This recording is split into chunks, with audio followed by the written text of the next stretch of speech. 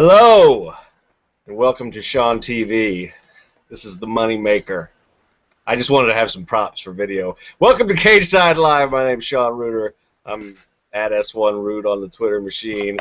I have Matt Roth with me, who's at Matt Roth 512. 512. You gonna change the area code on that now that you've moved, or you're sticking with it? I don't know, man. I haven't decided. I think I probably should, though, right? I don't know. Well, it's kind of your brand, right? I mean, you got like Twitter followers and stuff. I just have like 3 people, I think. You've got thousands. I got thousands and thousands of the Roths fans. That's right. Yeah. They smell what the Roth is cooking.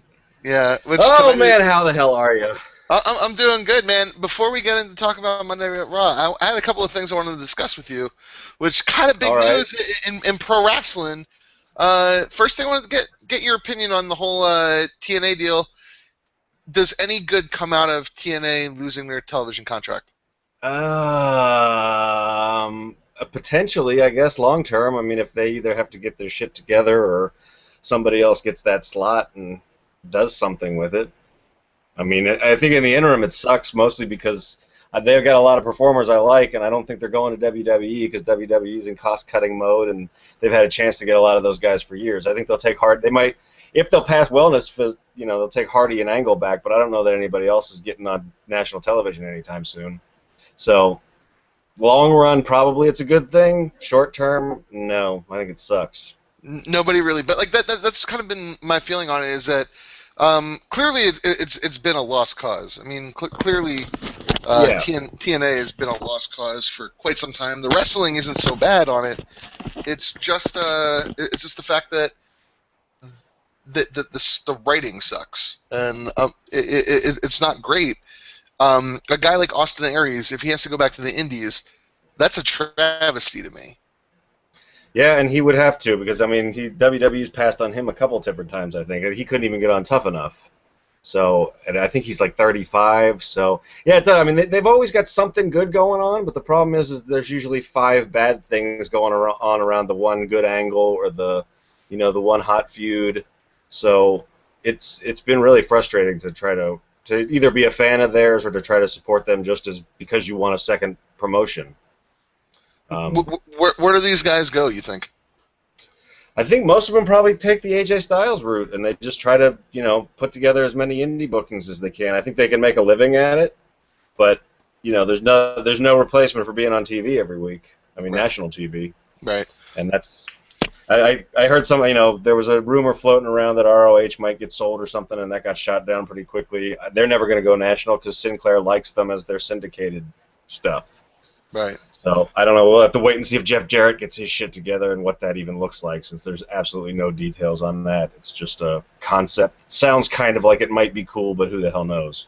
Yeah, I mean, I'm seeing in the comments that there would be some people I'd like to see at least back in the WWE fold in some capacity. Kurt Angle, obviously, is one of them. I would like to see Jeff Hardy. But I'd also like to see the Dudleys, if only just for the... for the chance to get them inducted in the WWE Hall of Fame. They were one of the best tag teams in WWE history, at least during the Attitude Era when tag team wrestling actually mattered. I think Bully Ray, as he's known now, he actually could probably come in and work. I mean, he's been doing phenomenal heel and face work for the last year or so down there, and there's some mileage out of him. Certainly, at least in like the Jericho or RVD role, to come in and carry a feud and put over a young guy. So he's somebody I didn't think of off the top of my head, but he could definitely be used for WWE. Yeah, I mean the only other people that I think are safe, I would like to see the guys from at least their production team, the camera guys, everything. I think that production-wise, TNA is actually really good production-wise, and I would like to see them at least find work. But those are usually the guys that actually do find work. So that was the only thing I wanted to talk about besides Raw. Was get your feelings on TNA. Yep. You didn't watch. I'm kind of waiting to see him. I was gonna write something about it today for the site, but I'm like, let's see what else happens. Because the other thing that's interesting is the WWE investor conference call is this week. So this could be a crazy fucking week for wrestling business news.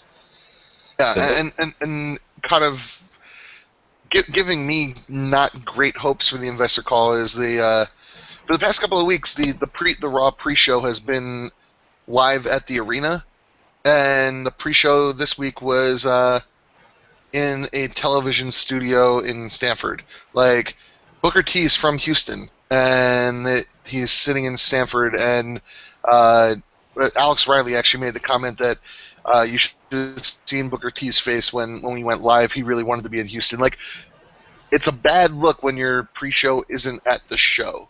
I think that's giving me not great hopes for this investor call. No, there's a rumor I read today that they're expecting to cut a bunch of executive jobs, like corporate office jobs, this week too. I mean, it's not the death knell or anything, but it's not going as well as they told people it would, and that's a problem in the short term. So yeah. All right. Anyway, this show that I didn't see the good parts of. Yeah. So show opens and John Cena does his thing. Which, he does his thing, and he's like, hustle, loyalty, respect, I love this business, and I'm passionate, and blah, blah, blah. And then Paul Heyman comes out, and he's like, my client, Brock Lesnar, who ended the streak, is going to also end John Cena. They go back and forth, and then, John Cena gets super, super mad, and he looks like he's about to have a heart attack in the ring.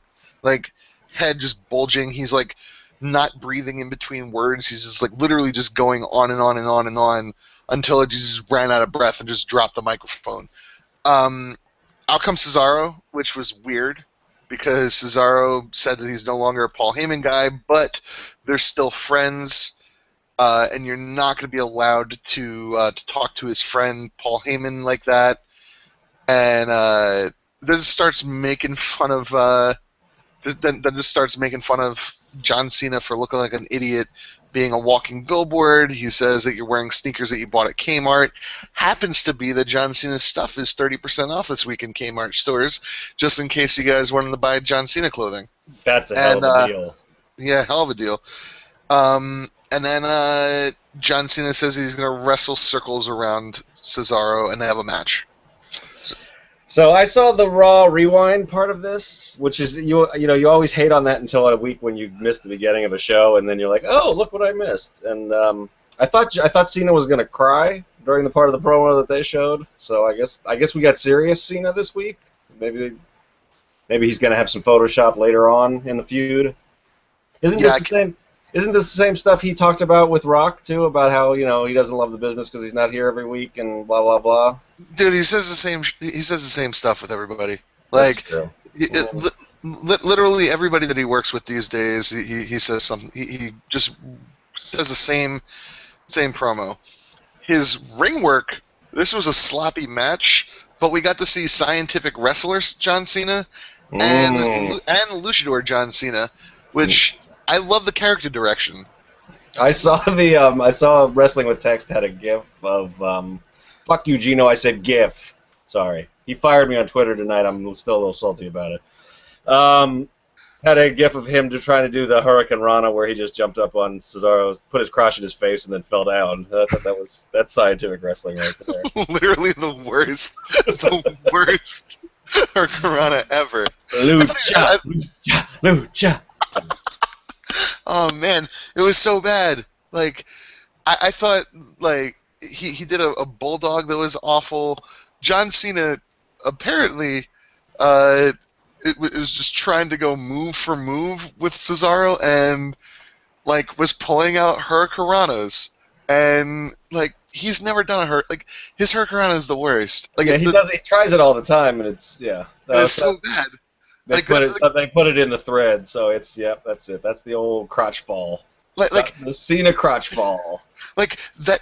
Honestly, one day I'm just waiting for him to try like a moonsault or something, and just like the John Cena moonsault is gonna be the greatest thing ever to happen to pro wrestling. Literally, like it's gonna be the greatest because this guy just thinks that he's doing it obviously to kind of give like the middle finger to the marks that are saying like you're 5 moves of doom, you can't wrestle and everything, and he's trying to prove that he can do more than 5 moves, but he can't do more than 5 moves. No, and he does his 5 moves fine. That's the thing is he doesn't have to. I mean, I'm sure when I finally watch all this promo tomorrow on my Hulu version of Raw, I'm gonna hate it, but it's not for me. I'm sure there's 8-year-olds around the world that are all fucking slobbering all over themselves because John Cena said he never gives up, and good for them. But just don't try to pretend you're like, you spent 5 years in Japan honing your skills or whatever. You're John fucking Cena. Just deal with it.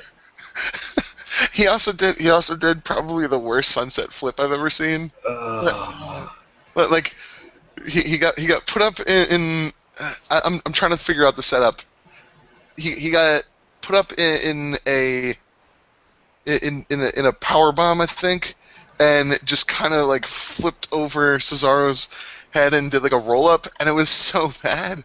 Like, I get it. He really wants to prove that he can wrestle. Because the thing is, and Lance Storm said it on Twitter, is for somebody who can't wrestle, he seems to have a lot of good matches. That's true. Mm-hmm. But like, you can have he obviously can have good matches, but just don't do stuff outside of your abilities. Yeah. You're not going to be able to do a Hurricanrana. You're not going to be able to do a sunset flip. You're not going to be able to do a moonsault. Don't try him because it looks silly. And he doesn't need to do that. He can still work a great match with a Daniel Bryan or a Cesaro without trying to match them move for move. But I guess, that's his inferiority complex, I guess. He doesn't really need to have one, but yeah, John Cena.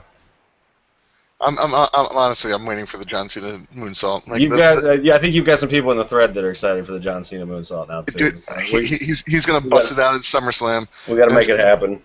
Oh my God, that would be the best. Can you imagine? Can you imagine the internet if he did a moonsault? Just I'm gonna say it would still be better than CM Punk's moonsault though, because CM Punk had the worst moonsault. Yeah, that wasn't pretty. It was an ugly moonsault. So you missed this match. Did he come in right afterwards? Yeah, pretty much. Yeah. Okay. So Cesaro did some talking here too. Was it bad? No, he finally cut a good promo, and whenever John Cena got ready to interrupt him, he's like, "No, you shut up! I'm trying to talk." All right, cool. Like, that's what he should do. It's weird. So what? So he's like just a mercenary. He's friends with all the heels now. Cesaro, friend of heels. That's the character. I guess so. I mean, all right, whatever. I don't know. Yeah. It's better than John Cena, the scientific wrestler. So just take it for what it is, man. All right. Yep. That works. I'll accept that. Yeah. All right, so then what did we do? Oh, so this was right when I was walking in. I don't know. Did we go? What happened in here? I might have missed something because I came in at the top of the hour, I guess. By the time I so you did miss something. So let me actually pull up my notes. Yeah, I caught the very end of AJ Paige. And I guess there was also some Randy Orton backstage in there too. Yeah, so the first thing is Orton's in the backstage area and he's like, "Hey, what happened? What's the deal?" And Triple H is like, he can make the change, but he's not going to because Roman Reigns is in the picture, and that's why he didn't give him the title shot last week. Even and I think Scott Christ who posts as tape machines and who runs Bad Left Hook made the joke on Twitter. He's like, "Are you saying that all title shots you just need to make it to the ring? That's the only thing. What's stopping?" It makes sense. Yeah. But Randy Orton doesn't get Roman Reigns tonight. We get Kane versus Roman Reigns, which I was excited. I was excited for that match, man. Everybody was excited. I mean, they were hyping it all night. I mean, who wasn't excited? The Demon Kane I'm excited. Versus Roman Reigns. Oh my God. I miss when he just used to smother people with that black glove. Yeah, I'd set people on fire too. That was good. That was great. That's more. Yeah, then we get Paige coming out and she's like, "I'm an emotional girl. I'm young. I overreacted. I still, AJ Lee is still my best friend." And then AJ comes out, calls her a liar, and Paige says, "Look, I don't want you to be crazy," and AJ just got super mad and then just beat the crap out of her. So we're back to that part of the gimmick where if someone says crazy, she freaks out. Yeah, right. they kind of regressed here. So it's like a heel versus heel feud now instead of face versus face. They refuse to just let us have. They refuse to do two good shows in a row because last week was good. This week was not. Yeah, yeah. It had some moments, but Yeah. all right. So we get going into the top of the hour. Triple H and Steph come out to the ring, and you know they're looking for the charges to get dropped. Chris Jericho comes out and he's like, "I've always known your wife is a bitch," and Triple H gets mad and books him versus Seth Rollins after Seth Rollins attacks him from behind. It was my relationship advice for Triple H, I know Steph doesn't seem to be mad at him, but if your wife is upset about something and she's embarrassed, you shouldn't bring her out in front of 15,000 people and then run down all the shit she's embarrassed about. That's all. That's all I got.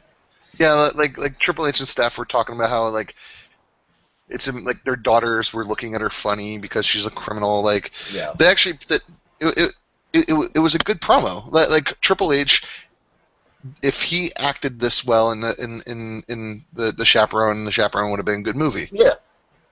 Because it was good. And then Seth Rollins comes out and attacks Chris Jericho, and we get that match later in the night. It set up the later segments. It was a good segment.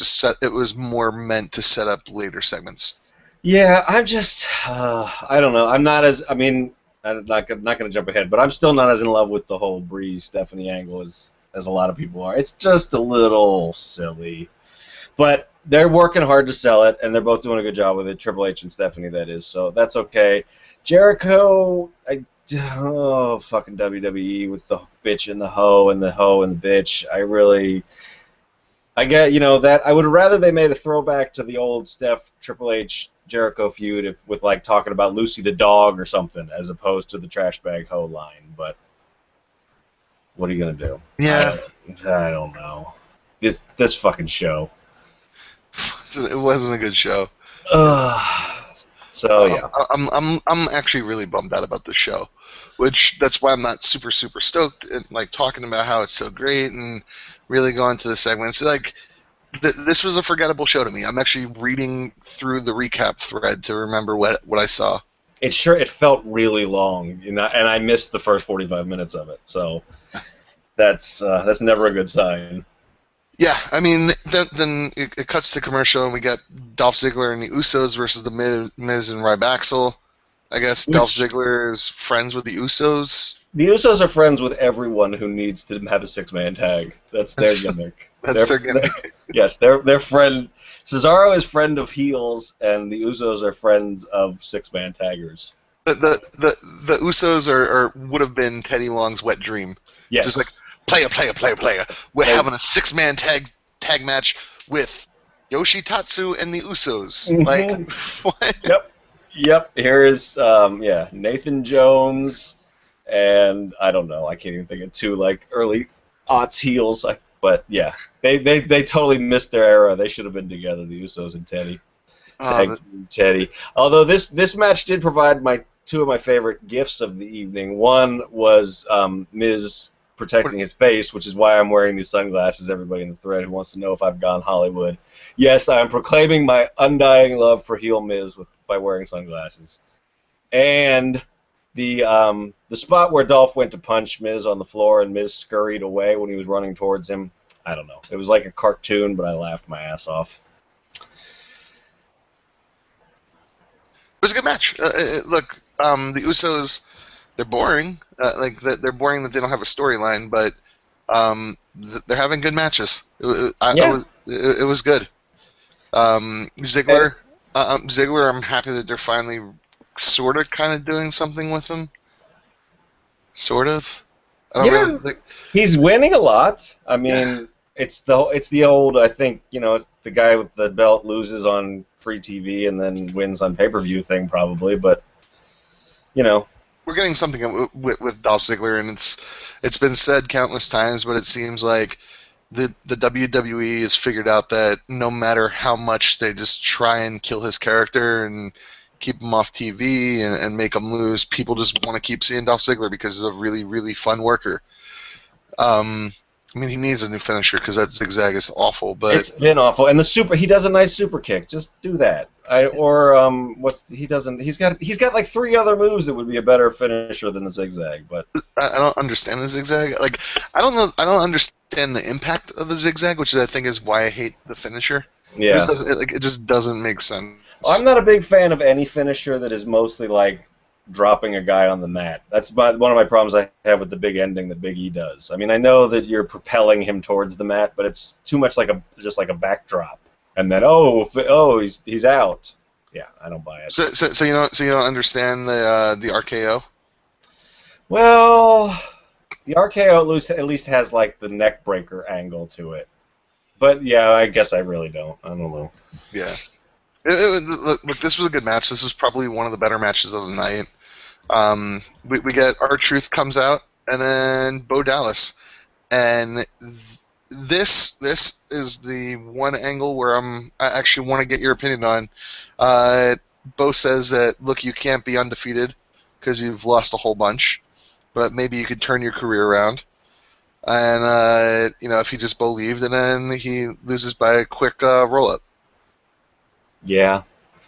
This was kind of sad, but I understand why they did it. And if we can get to epic Bo Dallas tantrums, it'll be worth it. I know I think I'm in the minority on this. People on Twitter seem to be pretty outraged, but I think the losing to R-Truth is kind of the point. I mean, they had to give him the jobbiest jobber to get taken down by. I'm surprised they did it this early. I thought it would get to more like 30 in Bo, but yeah, I mean, I think that was the big thing with me, is I figured that they were going to do, you could have run with this gimmick for a pretty decent amount of time. Yeah, I mean, I guess one of the rumors that's out there is that Bo might get put into an Intercontinental 3-way with Dolph and Miz, which they had matches last week and segments last week that led up to that. So maybe this is a way to get the gimmick in the past so that he can actually challenge for bigger things, and not to have it be shocking when he loses those or when he wins those. But I mean, I understand why they did it, but I'm surprised. I think that I understand why they did it. It just seems like they did it too quickly for me. And they got Gino to break out the breaking news banner. TNA couldn't even get the breaking news banner out of Gino, but Bo Dallas's loss did. So that's why I love Cageside Seats, everybody. Oh man, yeah. It was the freak out tantrum afterwards. As you said, I hope that's the direction that they go with the character. Yeah, I mean, he deserves to have. I mean, if folks haven't seen him getting hauled out of NXT, go with the links out there. We've got a playlist of all the videos on Cageside. It's one of my favorite segments ever, and he should be able to do that on USA Network one Monday night. When he pretended to be Mr. NXT. Yes, that segment. Yeah, that was the greatest segment. When he was screaming, "Let me go quietly," as they pulled him out, and yeah, I mean, I just loved everything about it. So hopefully he'll get a chance to do something like that, and then maybe they'll let him be more serious. And he kept yelling out that they're kidnapping me. Yes. Like it's a great character. And he tells him he's going to call the police on them, and yeah, it's fantastic. It's such a good character, and yeah, I just think it was too soon. Yeah, you're probably right, but I do, like I said, I understand. I didn't like it, but I understood why they did it. Yeah, I mean, I get it. You can't have an undefeated character. It just doesn't work. Yeah. The big problem with Goldberg is that once he was defeated, then he's not the monster anymore. So you have to get that zero at some point. They're already booking around sort of a hasn't been pinned streak with Rusev too, which is causing them to do all kind of stupid shit. But I hate that whole angle. But was that next? Yes. Yes, so good. So things to hate all back to back to back. Yeah, and then knowing that Rusev comes out and Zeb Coulter starts talking about what it means to be an American, and it's sitting on the couch on a Sunday watching football. Mm-hmm, mm-hmm. It's pretty women, mm-hmm. pickup trucks, and beer. Yeah. But like you have to understand. I saw you cut a promo on me. What did I do? You cut a promo on me, sir, in your Heart of Fire or whatever the hell you call your internet TV show. Oh yeah, because you love America. Look, he described me. Like he described me in a promo. Zeb Coulter, you get me. You get me, sir. And God bless you for being a war hero. Oh God, Matt, come on, you're better than that, man. No, come on, man. Like he's great. Like this was a great promo. I don't understand. I still find it really, really funny that for some reason that like he and you know Jack Swagger are faces because they're not like they're not like this promo spoke to me as an American, but like they're not faces, they're not baby faces, and they never have been baby faces. But like he got the entire crowd to stand on their feet and chant "We the People." It was incredible. Like it's Houston. It doesn't take much. He said football. Yeah, it's true. He might as well have said football and boobies, and they would have been screaming and drooling all over themselves. Yeah, you've been down to Houston quite a bit. I'm assuming. Yeah, I have. Houston's not great. It's not my favorite. I mean, the funny thing is that Lana actually thot she was going to get heel heat by ragging on Obama. Those people, I'm surprised they weren't cheering for her. Yeah. You would have been better off cutting a promo on Wendy Davis. Pretty much, yeah. Yeah. Oh, yeah, I don't... See, and I wasn't somebody that was bothered by the fact that they were all of a sudden supposed to be baby faces, but the more it goes on, and now that they're asking me to take them seriously as baby faces, I'm having a problem with it. I don't know. I don't like this at all. And I love America too, but... No, you don't. No, you don't. No, you don't. You said on your internet TV show, a Ring of Fire. It's not... It is, yeah. I'm going to change the name of it to Ring of Hearts of Fire. God, you don't love America. I love America. You don't love. Why did Zeb sing like a John Mellencamp song tonight, though? I mean, that was like, I don't want to cheer for either of those people. Any of the four of them. Jack Swagger's supposed to be this badass. He's got a haircut. He looks like Justin Bieber. I don't understand any of it. No, dude, it's amazing. They got an arena full of Texans cheering for a guy who wrestled for the University of Oklahoma. That never happens. That's crazy. Like this is all Bizarro World tonight. Yeah, like here's the thing. No, you know what? If it happened in Austin, then I would have been. That's true. That was they wouldn't have even tried it in Austin. I don't think. Yeah, these are Rice fans or University of Houston fans. They don't like football. Or good football. These are NASCAR fans. They really are. They might as well, instead of chanting "We the People," they should just chant "Lowest Common Denominator." That's how I feel about this whole feud. No, it's amazing. Well, I'm looking forward to the matches again. I like when those two big guys beat each other up. Can we just get back to that? Less talking and flag waving and more house fight. They work stout. This was when Swagger actually did charge. Like they work stiff, and that's how a house fight should be. It should be really, really stiff. And it should be fucking Vader and Stan Hansen, and I believe that these two guys can do it. Somebody could lose an ear in this feud. I'm ready for it. And you know what? That would make the feud. Absolutely. Let's make it happen. Next up. Yep. What happened? What happened next? We got Damien Sandow as an astronaut. You know you love this. Don't say you hated this. No, I love this. I love this. Right. It's amazing. But Michael Cole ruins it because Michael Cole says, "Houston, we have a problem," as Damien Sandow comes out. And then Damien Sandow says, "Houston, we have a problem." And it's like, oh my, Michael Cole, like, fuck you, man. Like, Michael Cole ruins everything. He ruined the best. Like this was every single week it just gets better and better.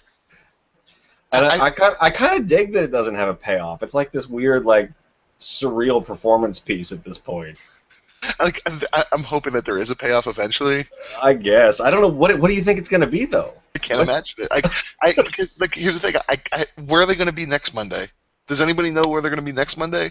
Because maybe we could start predicting what he's going to come out as. That's true. Would you have predicted Buzz Aldrin tonight, though? I mean, I don't know if I would have gone astronaut. I would have thought he might have been like a Houston Astro or something. I didn't know. A Houston astronaut? A Houston, yeah, you know. I don't know. Adam Rose continues to be awful.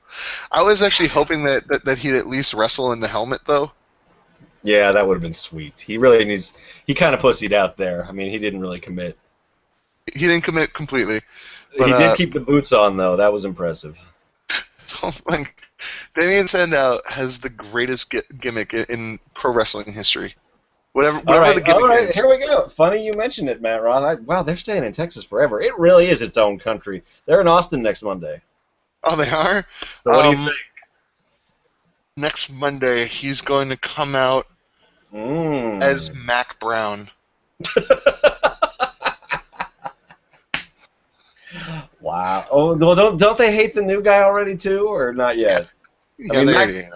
Mac Brown, and he's African American, so that's even in liberal Austin, that's a dodgy proposition. I don't know. Well,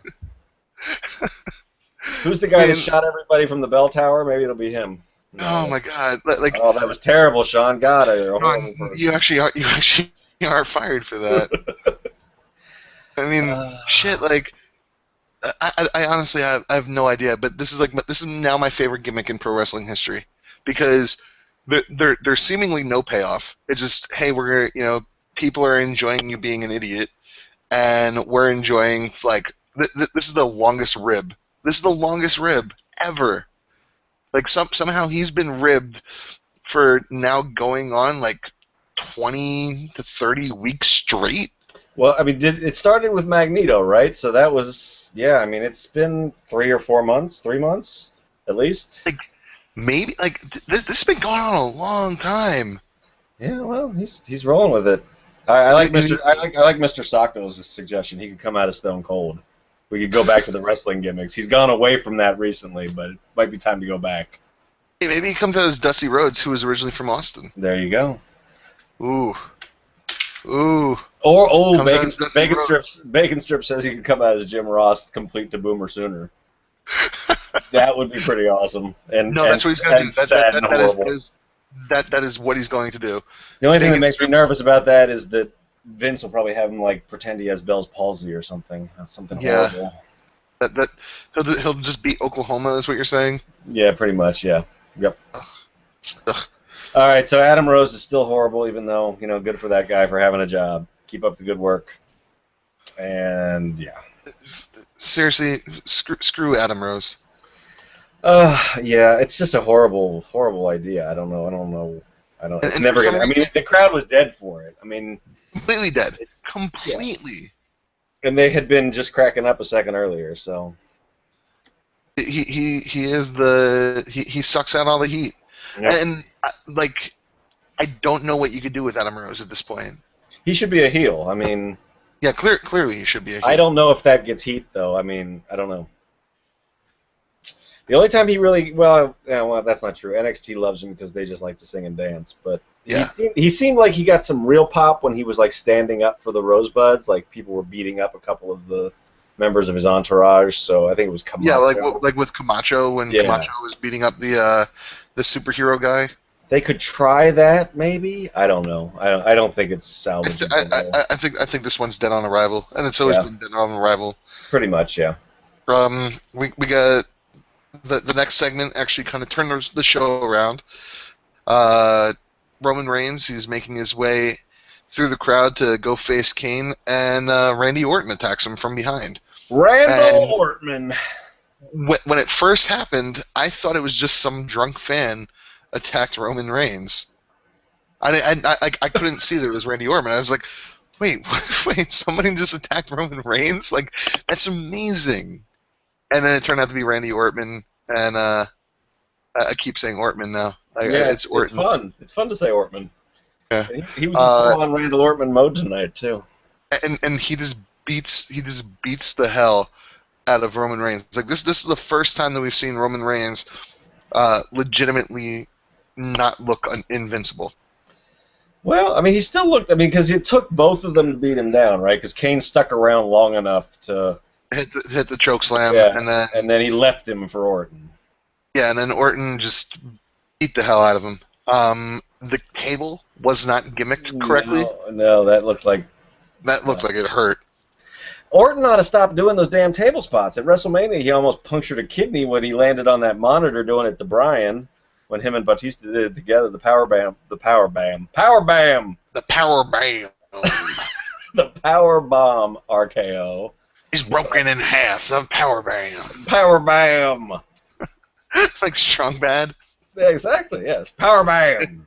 Just talking like Homestar Runner. Mm-hmm. Homestar. Power bam. Oh shit. Yeah. So I don't know. Yeah. Orton beat him up. It seemed kind of a lame. I don't know. It was kind of a lame beatdown, but I guess that's the Randy Orton style. Just move really slow, even when you're kicking somebody's ass. He's really methodical. He's not giving you any time to. He's giving you way too much time to recover. Yeah. Like he's not like.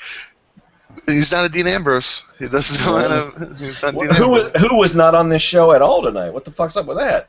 Because this is you missed this part. They're advertising main event, and they go Dean Ambrose is doing appearances for the WWE, but he'll be back tomorrow night for main event. Because Really? if I was going to send anybody else out on a goodwill tour, it would be Dean Ambrose. I would have him out there. Get him on the Today Show. He should be doing Make-A-Wishes. That guy, kids love him. He is cuddly and fun. What the hell happened? Like Michael Cole is like, he's doing appearances, but he'll be back tomorrow to face Alberto Del Rio on main event. And it's like the crazy person that gets kicked out of arenas. He's doing appearances for you now. Oh my god. Well, it's the worst. Yeah, they're so. Like you said, they had a good show last week, so they had to flush their brains down the toilet to write tonight's show. Yeah, look, some people just can't do more than one good show a month. No. And their staff is that. You know who we also didn't get this week? Who? We didn't get the Nation of Domination. Oh yeah, that's right. I was thinking about that about halfway through. Completely left them off. Completely off the show. Which, that's a great way to advance the storyline. Yeah, because that had a lot of people buzzing last week. The site was doing great hits on anything we put up with that speculated on them or talked about them, or their clip from main event was one of the top 5 hitters for that day. Yeah, good. Leave them completely off. Just drop that. That's just the two people that actually may have formed a faction that actually makes sense. Yeah, people are really interested in that. Let's not do it. Yeah. Instead, we should have Fandango versus Diego. Yes, and the Bull, and I think he got hit in the balls, and then there was dancing. Yeah, so I don't understand what's going on now. I still wish that you were right and he had been written off at Battleground or whenever you called that.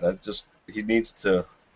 He just needs a fresh character. What's the payoff of this now? He's just going to be tormented by Slayer for the rest of his life? Slayer from the Himalaya. Slayer. We got a tag team match. Seriously, I don't get it. I was hoping that he was going to face El Torito tonight instead of one of the Colones. I don't know which one Diego is. One of them got hurt, and the other one is the one that is now. That's wrestling. A single star. Single star Diego. Mm-hmm. Fandango went up to the top rope to do his finisher, and then El Torito gets on the top, the other top rope. And for some reason, Fandango's like, no, I got to take care of this bull. Doesn't make sense. Does not make sense to me at all. But whatever. He loses, and then he gets gored in the penis, and that happened. All right, we're being corrected. The Xavier Woods and his men were standing at the announce table for the 6-man tag. So they weren't left off the show, but their angle wasn't advanced. But there was some suspense. Dun dun dun. So they did nothing. So they did absolutely nothing. They were a looming presence. I don't know. Yeah, they did nothing. I was really hoping Xavier was going to get to talk and explain some things this week, so I still count it as a disappointment. But they were on the show. Then we get Stephanie knocking on a locker room, and Nikki Bella comes out, and Steph says that she's looking to talk to Brie, and Nikki says that she's not here yet. Mm-hmm. But she'll have a response, and she's going to eat a plate of crap. Yep. Not Brie. Brie won't eat a plate of crap, but Stephanie will. No, because Nikki Bella to me says, the hero of the people. She is standing up against, all these rich, pretty people who get everything they want, like Nikki Bella. like Nikki Bella. She's standing up against Right. Nikki Bella. She's standing fighting up the next. power. Her and her standing up fake against- boobs and her backwards hat are fighting the power. So Backwards hat is the worst thing. Like, that's the worst. that's Oh her my look God. that she's decided on. I'm gonna wear a backwards hat. So here's what's going on. So we have the Stardust Goldust with a chalkboard, and they seem to finally figure out the cosmic key and who has it. They have it. They have it. I'm thinking that we're going to get the Ascension. Could be. Apparently, the Ascension have been like stalking the Usos on Twitter, so I think their call up is coming soon. I think NXT has still not built really anybody to face them. I guess they're trying to build Kalisto back up again, but they just need to come up and they do the thing where they force them to vacate the titles because nobody seems like a threat to them down there. Yeah, I mean, I think we're going to get to see them versus. I think that they is the Ascension. At least that'd be my guess. And are they not doing the space werewolves anymore? Or the space vampires? They're not. I don't know. They're doing this weird. They're doing like everything thrown into the pot. They're badass ass kickers right now, but they could still be space werewolves. They haven't said they're not. Were they ever space werewolves? No, that was my own made up fanfic about them. But they were gonna rise, and they wore like colored contacts for a while. They were more otherworldly at one point. I need to stop doing this with my hands. It's horrible. Anyway. Yeah. Yeah. So yeah, those Dust Brothers, they are wacky. They are wacky, but Cody's doing the best work of his career as Stardust. I don't know. I don't know. I'm not going to go that far. I was a big fan of Dashing Cody Rhodes and the fan of the Opera Cody Rhodes too. So, actually, the best work of his career was the JBL and Cole show. That's true. That's true. And it's a real tragedy that Stardust has taken that away from us. But maybe someday he'll be back. You know what also happened instead of Big E and Kofi Kingston advancing a storyline?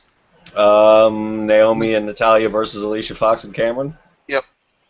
Sure did. Well, this is a storyline. It's not a good one, but it is a storyline. It's a storyline. It's not great. I mean, it's old school like tag team breakup. They haven't really developed either character other than that Cameron's a heel and Naomi's a face. But it's not great. Remember when everybody was really high on Alicia Fox and she was going to be the next big thing? That was fun, wasn't it? For some reason, just stopped it immediately for no reason. Yep, that's what they did.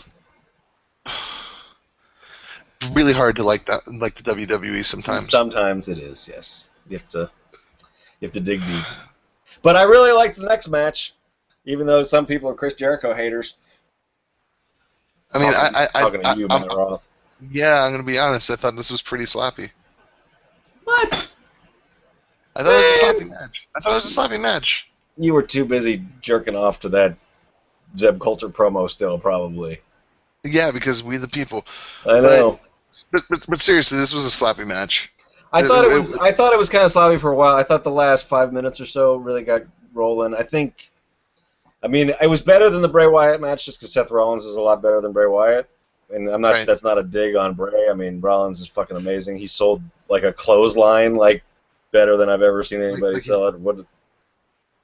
The code. Look, obviously the best spot of the match is the code breaker off the top rope. That was great. That was a great spot. I'm honestly, I'm starting to feel like Jericho is kind of phoning it in. I don't think he's phoning it in. I think he's older. I mean, I said that when he came back. That was one of the first. I thought he looked, for the first time in any of these comebacks, he looks his age, and I think it started sort of showing in the ring. I don't think it's lack of effort. I think it's. You just can't do it anymore. Maybe, or he didn't get in, or he thought he could, do what he had done in the past to get into shape, and it's not enough now because age and time and it's wear and tear. Not on his side. Yeah, that to be a good name for a song. I know, really. I mean, it's almost like Bray Wyatt sometimes says that too. I know, he does. But he's got the whole world in his hands, so that's a whole different thing. Yeah, I don't know. I mean, I still like. I guess I'm just a mark for the guy because I'm willing to look past that. It's just look. It's great that he comes back and that he at least still likes to come back. That's always good. when he was working with CM Punk, he could still work. Even when he was doing the stuff with Fandango, he could still work. I just think that, it's kind of the same thing as RVD. RVD, when he first came back, was actually pretty decent. And then he left again, and then he came back, and there was no magic there. I think that's where we are with Chris Jericho. We might be. I still like it, though. Because you're a Mark. I know. I am. That's right. You're a America Mark, and I'm a Jericho Mark. I'd rather be America Mark. All right. Well, that's good because Jericho's Canadian, damn it. Yep. So we got a final segment, and they give it to women, which that's rare. They give it to the women so they can call each other bitches a lot. That's all they did. This entire. So the segment goes. That's WWE feminism for you. Here's a lot of time, ladies. Make sure you call each other whores and bitches. That's all I did. Stephanie wants to make a deal, and she's like, "I'll stop tormenting your sister, and I'll give her a raise." And Bree's like, "Okay, yeah, that's awesome, but I have some demands too." She says demands, and she's like, "I just want my job back." Like, yeah. the job that she gave up, that she wasn't fired. The job that you quit? Yeah, that one. The job I'm assuming you could have gotten back at any time? Yeah, the job that we never believed she was fired from because she's probably already in commercials for Total Divas on E! So this happens, yeah. and then they call each other bitches a bunch of times, and Brie wants one more thing, a match at SummerSlam, and Stephanie is like, "No, but I don't wrestle. I'm not a wrestler." And then I was like, "That's true. You never were a wrestler. Like, you were always terrible in the ring." And they decided to Stephanie looks almost in tears, and Brie just keeps going back to the fact that she's going to see her in court over and over and over again. Like, Brie had Brie's script. Either she forgot her lines and just kept saying, "I'm going to see you in court," or that was all that they scripted for her, was just like, anytime that Steph says something to you, just go like, "No, I'll see you in court. No, I'll see you in court. No, I'm gonna court." Like, it was awful. This was awful. But we got them. Yeah, go ahead. Yeah. But we got the match, I guess. So it's the thing. Yeah. See. Yeah. See. I liked. I will admit I sort of popped a little bit at the end because when Stephanie I don't know. Popped the shit out of her. She did, but I don't want the match. I don't understand. I mean, I guess they were trying to have a little parallel. Like, this was Brie's Occupy Raw moment. Like, she was gonna not leave until she got what she wanted, but it doesn't make sense because she's not trying. We all assumed that the match would be will Brie get her job back match. And now it's just Brie has her job back, and now she's just gonna fight her boss. Yeah, I mean, I understand why she would want to. In the wrestling world, I understand why she would want to beat up Stephanie, but I don't want to see her beat up Stephanie, and it's gonna be horrible. But this segment did give us a couple of things. All right. Freddie Mercury, he came out, or what? Joey Mercury? Joey Mercury, not Freddie Mercury. Freddie Mercury's alive? Freddie Mercury came miracle. Out. And then Jamie Noble came out. Two people I just think. Jamie Noble got a chant out of that Houston crowd. Jamie Noble got the closing chant. I was so happy for him. Jamie Noble got the chant to close out the show. That's how you know that the performers are really hot, because they chant for Jamie Noble. They popped like crazy for that. This whole Jamie Noble has never had a chant in his entire career. In ROH, then they were chanting Robert Gibson when he was there, so it's not the same. Yeah, tonight, I know, the crowd went crazy at the end. But mostly for Jamie Noble. See Jamie Noble. So stoked to see Jamie Noble. It was amazing. So, overall, what do you think of the show? I mean, as we talk it through, it wasn't as bad as I thought it was. I mean, there were a bunch of things that I really liked, but it just felt long. I don't know. C plus, C, somewhere in the middle. I'm gonna go like a C minus C. It wasn't great. Like, look, as I said, last week was so much better. Last week was Yeah. so much better.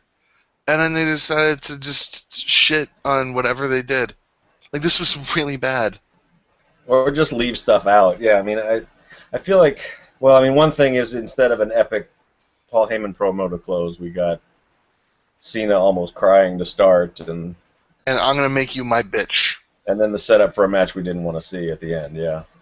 I'm gonna make you my bitch.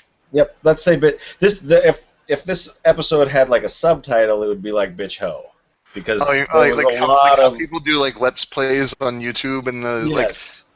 and it's like, quote, I'm gonna make you my bitch. Mm-hmm. That was the entire end segment. That was the segment. And Gino, I know that you're probably listening, and you're going to listen later. If you don't name that final segment in your review, I'm gonna make you my bitch. Then you're dead to me. Uh-oh. Throwing down the gauntlet. Speaking of Gino, he's not gonna be here. This is me and Sean now. Okay? So everybody's saying, oh, we can't wait for Gino. Get over it. They're in denial. It's like they're a bunch of like when, I don't know, they're going to chant Gino, since Gino and I are, but spoiler alert, because that's apparently when AJ comes out, everybody chants CM Punk now, so I guess that's a thing that goes on. Yeah, I mean, just be happy. Someday Gino will return, and when his music hits, you guys will all mark out, and the roof will blow off the place, but wait for it. Yeah, because right now he's not here. That's right. He took his ball and he went home. That's right. We're going to have Rock come out and cut a promo about him. And then when he comes back, he's going to go, finally the Gino is home. And you guys are all going to go, and you guys are all going to chant for him, and you're going to love it. And he's going to call Sean Rueter Fruity Pebbles, and you're all going to laugh, because it's hilarious. But, no, Gino's not here. So and then a week later, you're probably all going to shit on him for being a part-timer, because that's what internet fans do. Because that's what Gino did. He went to Hollywood. He did. He totally sold out. He's like, yeah, I'm bigger than that now. I only write my big hit and review articles. I don't have time to talk with those two jabronis. He's actually getting ready to star in in Walking Tall too. Walking Taller. All right. Striding longer. All right, so deal with it. That's what you're going to have to do. Deal with it. Yep.